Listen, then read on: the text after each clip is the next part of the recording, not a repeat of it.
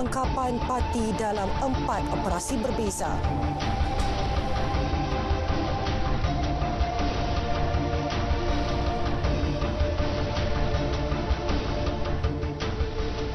Assalamualaikum, salam Malaysia Madani bersama saya Suhil Muhammad Nur dalam Berita Tengah Malam.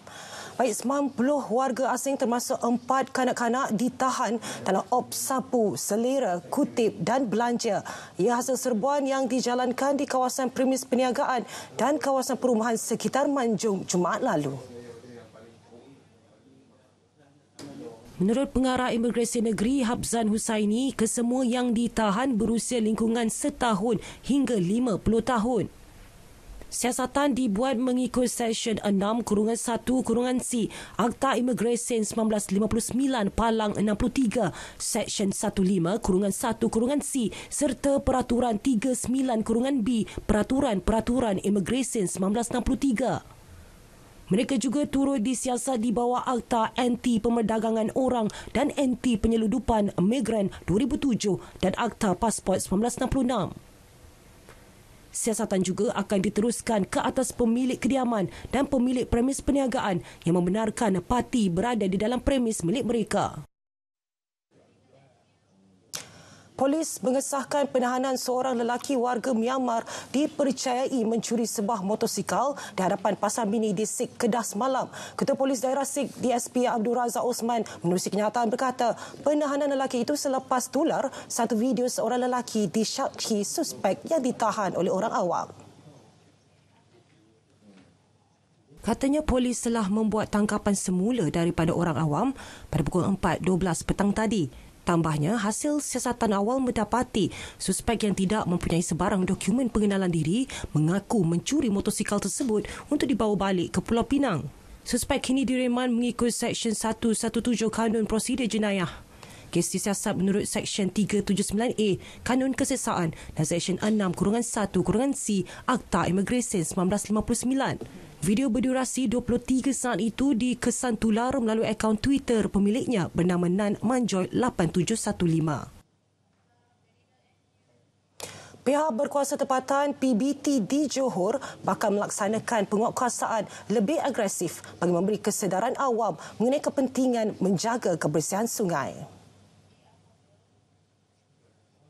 Menteri Besar Dato' Onn Hafiz Ghazi berkata kerajaan negeri sememangnya komited dalam memastikan kebersihan sungai termasuk menerusi program Johor Bersih. Namun masyarakat juga perlu memainkan peranan kerana sungai merupakan aset yang perlu dipelihara.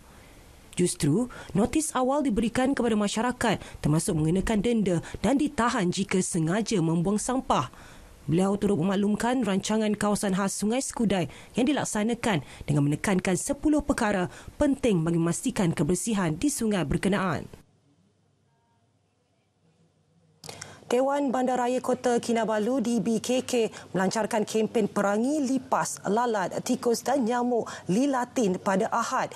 Ia bertujuan bagi membina persepsi komuniti bahawa tugas membanteras lilatin adalah tanggungjawab bersama bagi mengekalkan amalan kebersihan serta peka terhadap persekitaran. Ujar Mayor Bandaraya Kota Kinabalu Dato' Nurliza Awang Alip, pihaknya bercadang untuk menjadikan amalan kawalan makhluk perosak oleh pemilik premis makanan sebagai salah satu syarat memperbaharui lesen perniagaan. Pun begitu, hal tersebut masih di peringkat kajian sebelum dilaksanakan. Datuk Nurliza ketika ditemui media juga berharap usaha berterusan semua pihak dalam menjaga aspek kebersihan dan kesihatan awam di Bandaraya Kota Kinabalu dapat memastikan tahap kebersihan bandaraya terjaga sekaligus menghindar masyarakat daripada penyakit bawaan vektor.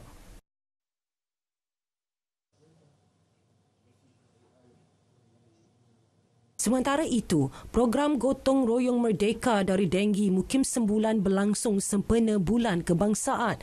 Gotong royong berkenaan diadakan bagi mencegah wabak demam denggi yang semakin meningkat di kawasan tersebut.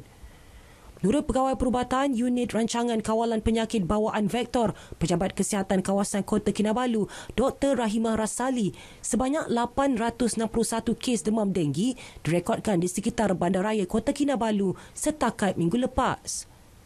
Perkara itu dikesan hasil pemantauan Unit Rancangan Kawalan Penyakit Bawaan Vektor yang mendapati sehingga Minggu April 30 terdapat peningkatan wabak demam denggi di lokaliti berkenaan. Pemasangan sistem kamera litar tertutup CCTV dipertimbang sebagai syarat wajib dalam proses memperbaharui lesen premis taska berdaftar yang perlu dilakukan setiap 5 tahun. Menteri Pembangunan Wanita Keluarga dan Masyarakat Datuk Seri Nancy Shukri berkata langkah penguatkuasaan itu perlu diambil bagi menangani kes penderaan kanak-kanak di premis taska. Kerajaan sebelum ini telah mewajibkan pemasangan CCTV kepada pengusaha taska di bawah Akta Taman Asuhan Kanak-Kanak 1984 dan Peraturan-Peraturan Taman Asuhan Kanak-Kanak 2012. Perbincangan berhubung perkara itu akan dilakukan melibatkan agensi, jabatan dan pemain industri yang terlibat esok. Dalam pada itu, beliau berkata langkah untuk menutup taska yang terlibat dengan kes penderaan perlu diteliti secara mendalam kerana turut memberi kesan kepada ibu bapa yang bekerja dan menghantar anak mereka ke taska terbabit. Baik, saudara, lafaz ikrar rukun negara akan diselaras bermula dengan bacaan penuh mukadimah diikuti 5 prinsip berkenaan di semua peringkat sekolah dan program rasmi kerajaan di seluruh negara. Langkah itu sebagai usaha menyemai taat setia dan rasa cintakan negara. Menteri Perpaduan Negara Dato' Aaron Ago Dagang berkata cadangan supaya lafaz rukun negara dibaca penuh diluluskan Kabinet pada 25 Julai lalu. Dengan kelulusan itu, Kementerian menggerakkan aktiviti eksplorasi rukun negara dengan majlis pelancarannya hari ini. Ini adalah satu bersejarah bagi kita dan juga Kementerian Perpaduan Negara di mana kita hidupkan kembali rukun negara ini. Sebab kalau dulu tahun 70-an, 80-an memang rukun negara memang dilepaskan di semua sekolah setiap hari pertama, setiap minggu atau setiap bulan masa majlis perhimpunan. Kementerian juga mencadangkan supaya lafaz rukun negara penuh dilakukan pada setiap kali majlis pembukaan Dewan Rakyat dan Dewan Negara. Selepas ini, semua aktiviti melibatkan program rukun negara akan digerakkan ke seluruh negara dengan kerjasama kementerian lain seperti Kementerian Pendidikan dan kawasan rukun tetangga. Pada perkembangan berbeza, Pusat Tuition Kami dilancar untuk menyediakan pendidikan tambahan percuma kepada pelajar kurang berkemampuan. Sekarang ini kita mungkin dapat sampai kepada beberapa puluh ribu saja student. Kita nak lebih ramai lagi student, especially yang akan menduduki SPM untuk diberi tuition percuma lah. Kita tahu tuition di bandar sana mana ada percuma. Ya, itulah untuk keluarga yang kaya raya lah. Tapi di sini kita memilih student daripada keluarga yang B40 dan sebagainya yang boleh akan dapat lebih cemerlang dalam peperiksaan SPM. Itu tujuan kita. Program ini memberi fokus kepada 6 mata pelajaran teras bagi sijil pelajaran Malaysia SPM dan ia dilaksanakan selama setahun. Beliau ditemui pemberita selepas majlis pelancaran Pusat Tuition Kami di kawasan rukun tetangga Taman Seri Serdang, Selangor.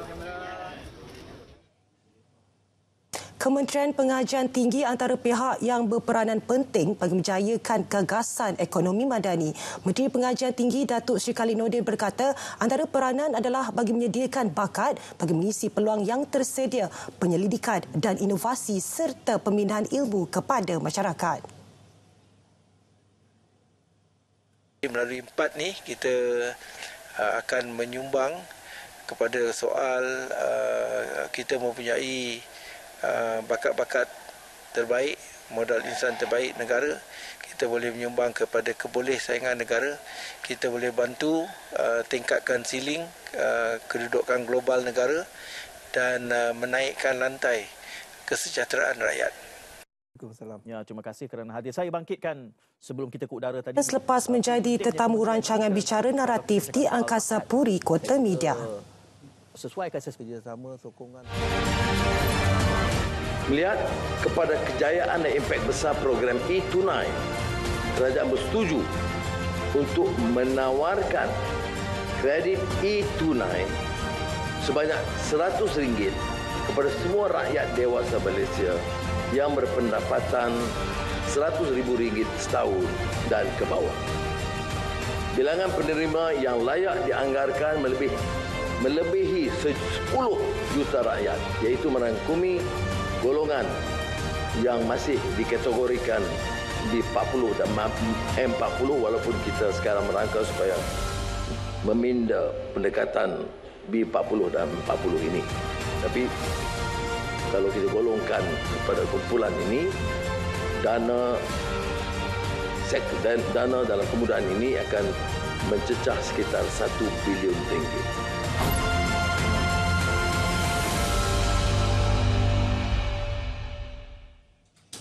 Baik, bertemu kembali. PRU DUN ke-15 yang berlangsung dengan lancar jelas membuktikan demokrasi terus subur di negara ini. Ditambah pula dengan pengurusan agensi-agensi kerajaan yang amat baik dan sistematik. Ini terbukti apabila keputusan pilihan raya diumum lebih cepat berbanding sebelum ini. Selain penglibatan pengundi juga pada tahap memberangsangkan. Walaupun pada awalnya nampak macam agak perlahan, tetapi rakyat telah mengambil peluang untuk terlibat dalam pilihan raya. Dalam masa yang sama, mereka menjadi sebahagian daripada sejarah pilihan raya pada PRN 15 ini. Dan bagaimana kita nak menyuburkan demokrasi ini menjadi lebih baik, pihak parti politik ataupun daripada pihak yang memegang kuasa perlu lebih memikirkan tentang kehendak dan keperluan rakyat berbanding daripada kepentingan dan keperluan kuasa untuk parti ataupun meneruskan legasi parti lah. Beliau ditemui selepas menjadi tetamu dalam rancangan Selamat Pagi Malaysia di Kota Media Angkasa Puri. Keputusan PRU DUN ke-15 mencerminkan suara sebenar rakyat. Kerajaan perpaduan perlu bekerja lebih keras dan memberi prestasi luar jangka khususnya dari segi kemajuan ekonomi serta kesejahteraan rakyat. Pensyarah kanan Fakulti Sains Pentadbiran dan Pengajian Polisi UiTM Negeri Sembilan, Dr. Muhammad Fuad Abdul Karim berkata, setiap segmen masyarakat mempunyai keperluan dan kehendak tersendiri termasuk golongan belia. Segmen dalam demografi itu sendiri, mereka mempunyai kehendak dan keperluan yang berbeza. Ya. Contoh isu dalam PRU 15 dan PRN. Kita sering menimbulkan isu berkaitan dengan golongan muda. Kerana golongan muda, mereka mempunyai keperluan kehendak yang berbeza dengan pengundi yang sedia ada. Betul. Sebab 18 tahun, 19 mereka baru nak memulakan hidup selepas daripada era sekolah, universiti, kan. Jadi banyak impian yang ada. Banyak impian ada. Nak dapatkan pekerjaan baik, nak mendapatkan pendapatan yang tinggi, boleh membantu ibu bapa. Mengulas kemenangan pembangkang di 3 negeri, jelasnya ia tidak seharusnya menjadi satu keselesaan. Sebaliknya, mereka perlu memberikan perkhidmatan terbaik termasuk menyelesaikan isu-isu berbangkit di negeri berkenaan. PRU DUN ke-15 semalam juga menyaksikan peratusan keluar mengundi di 6 negeri dilihat tidak memberangsangkan. Penganalisis politik dan pengajar media UiTM Profesor Madya Dr. Sarah Chinasamy berkata ia dikaitkan dengan kelemahan peranan calon dan parti bertanding mengenali demografik lokasi ditandingi. Saya percaya bahawa di masa yang akan datang calon-calon yang bertanding di kawasan masing-masing perlulah memberikan bimbingan, kenal pasti audiens anda generasi muda dan pada masa yang sama memberikan bimbingan kepada mereka untuk cara membuang undi pada pilihan raya nanti. Kelantan menjadi negeri mencatatkan peratusan mengundi terendah 60.96%, diikuti Negeri Sembilan 68.35%. Manakala di 4 lagi negeri merekodkan peratusan mengundi bawah 75% dengan Selangor 75%, Pulau Pinang 72.67%, Kedah 73.86% dan Terengganu 74.79%. Kejayaan Pakatan Harapan mempertahan Selangor bukti keyakinan rakyat terhadap kepimpinan yang telus, cekap dan berintegriti. Rata-rata rakyat itu berpuas hati dengan prestasi kerajaan negeri selain gembira dengan keharmonian rakyat berbilang kaum di negeri itu yang semakin utuh. Saya nak ucapkan tahniah kepada pengundi-pengundi yang memilih kerajaan perpaduan jugalah. Pentadbiran itu masih senang lagi dilakukan dan pembangunan yang dirancangkan insya-Allah saya doakan mudah-mudahan diteruskanlah.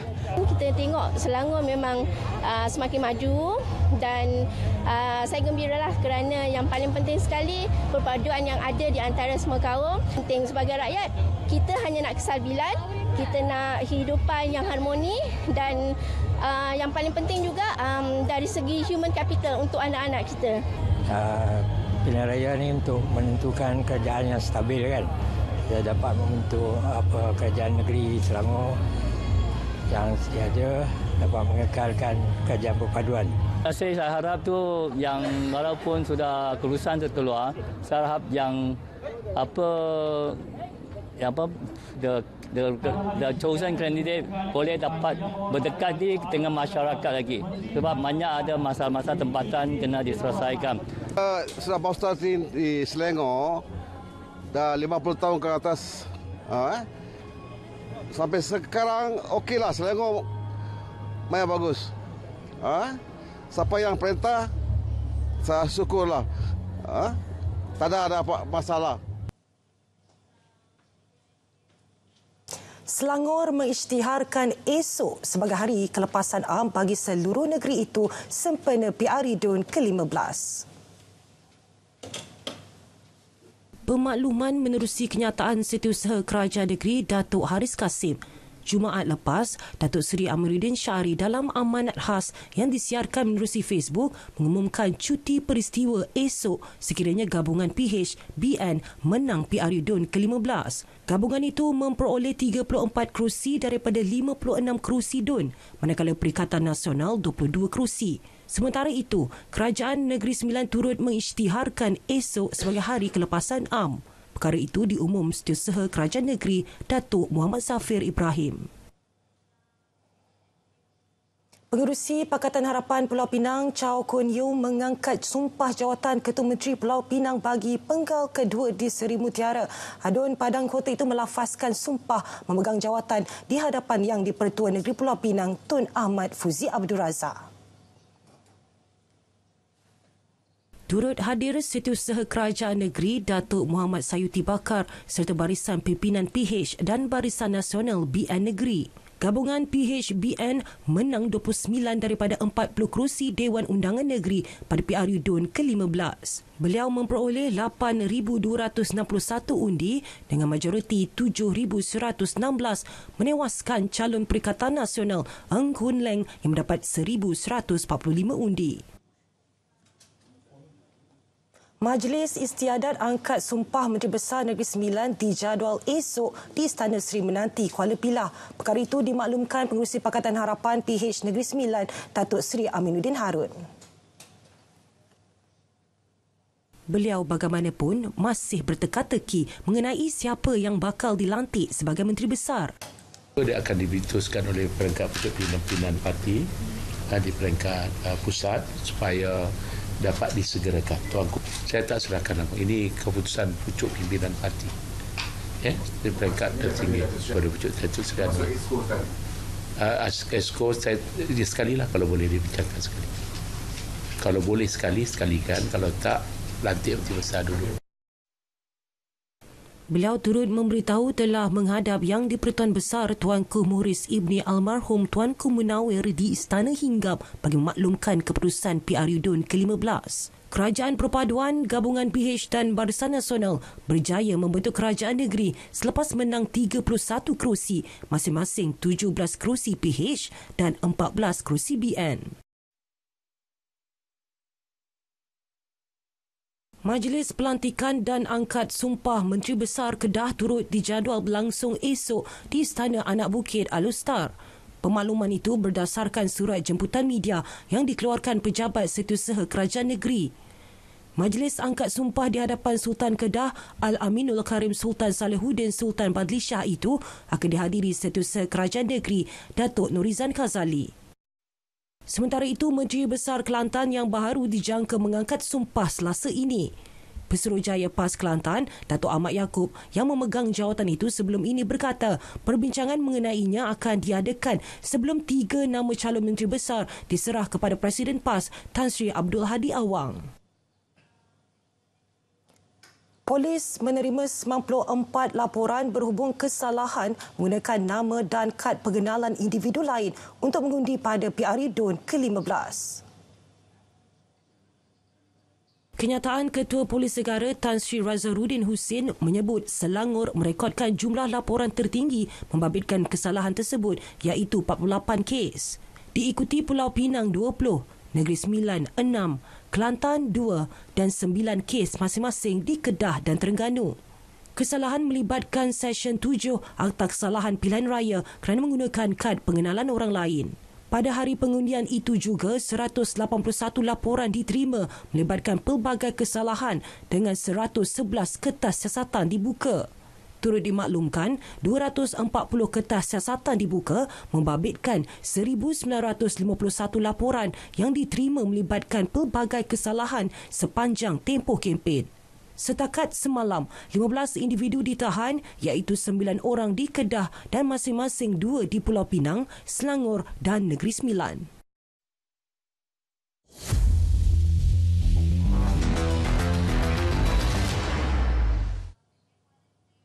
Bola sepak Liga Super. Pemain pertahanan Sabah FC Gabriel Perez muncul wira selepas jaringan pada minit-minit akhir perlawanan memastikan kemenangan pasukan mengatasi KL City FC 4-3 di Stadium Likas Sabah. Pemain tengah Sabah Stuart Wilkin terlebih dahulu menceriakan penyokong tuan rumah menerusi gol rembatan Leret pada minit ke-52 yang mudah menewaskan penjaga gol KL City Kevin Ray Mendoza. Keputusan itu bagaimanapun tidak kekal lama selepas bola hantaran Declan Lambert mudah ditanduk masuk Romel Morales pada minit ke-60 untuk gol penyamaan skuad The City Boys. Hakimi Azim meledak gol kedua KL City pada minit ke-71 namun pantas dibalas dengan jaringan penyamaan Park Tae-soo 8 minit berselang. Ketika aksi dijangka berakhir dengan keputusan seri, Perez muncul wira pasukan dengan jaringan minit-minit untuk mengesahkan kemenangan 4-3 memihak Sabah. Skuad kendalian Dato' Ong Kim Swee kini berada di tangga keempat Liga mengumpul 39 mata, manakala KL City di kedudukan ke-7 mengumpul 28 mata. Sementara itu, Johor Darul Takzim JDT FC berpesta gol membelasah Perak FC 5-0 di Stadium Sultan Ibrahim Johor. JDT meledak 3 gol pada babak pertama masing-masing dijaringkan Heberty Fernandes, Matthew Davis dan Bergson Da Silva. Skuad Harimau Selatan menambah derita pasukan pelawat pada separuh masa kedua dengan 2 lagi gol yang disumbangkan Oscar Arribas dan Juan Muniz. Kemenangan 5-0 membolehkan skuad kendalian Esteban Solari memungut 60 mata, 17 mata di depan Selangor FC yang berada di tangga kedua.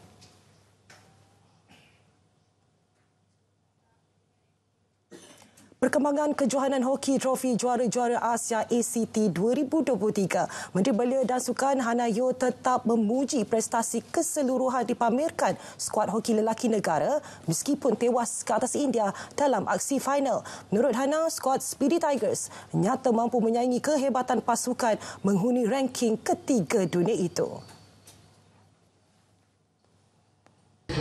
Kita sangat berbangga dengan pencapaian pasukan hoki Malaysia kerana mereka mampu ke peringkat akhir dan memainkan permainan yang kuatlah, kalah sikit saja kepada India, dan saya berharap dengan adanya usaha untuk kita membantu mereka dalam jawatan kuasa Road to Gold, prestasi pasukan hoki Malaysia akan terus menjadi lebih cemerlang.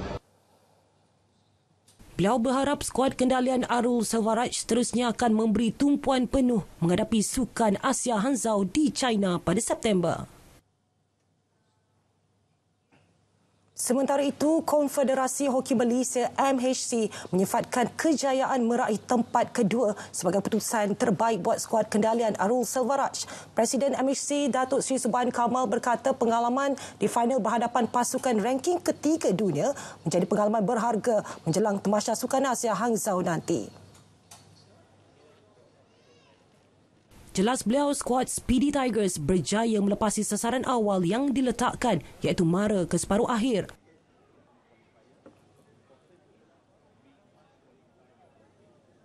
So by having this scenario, I think it's a blessing. Ini adalah satu hikmah, blessing in disguise, because by now beaten by India, we can clearly say that the boys will be raring to go lah.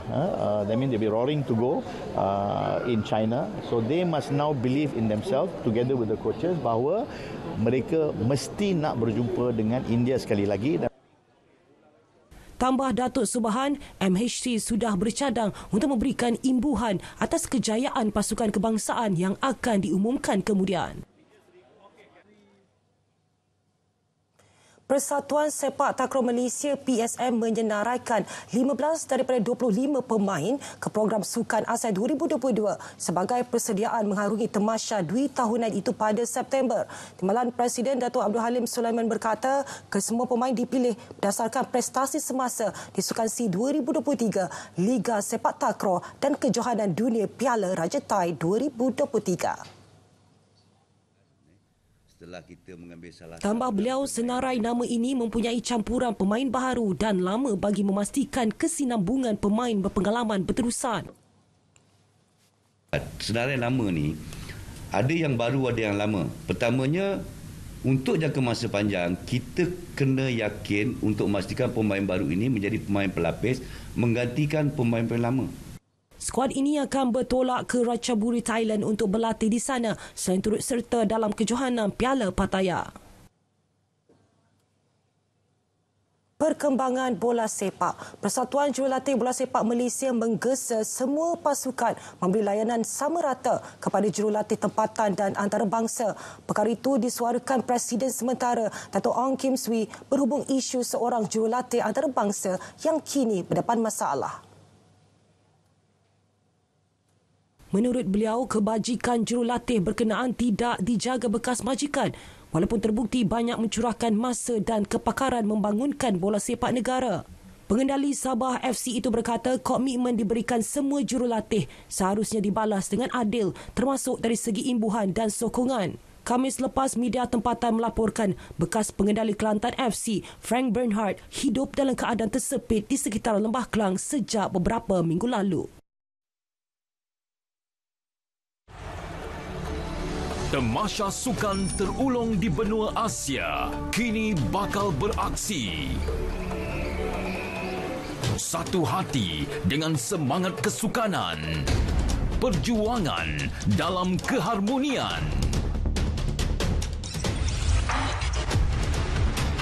Sukan Asia ke-19 Hangzhou 2022 bersama RTM, penyiar rasmi. Baik saudara, berita tengah malam berakhir di sini. Saya Suhil Muhammad Nur, Malaysia Madani, tekad perpaduan penuhi harapan.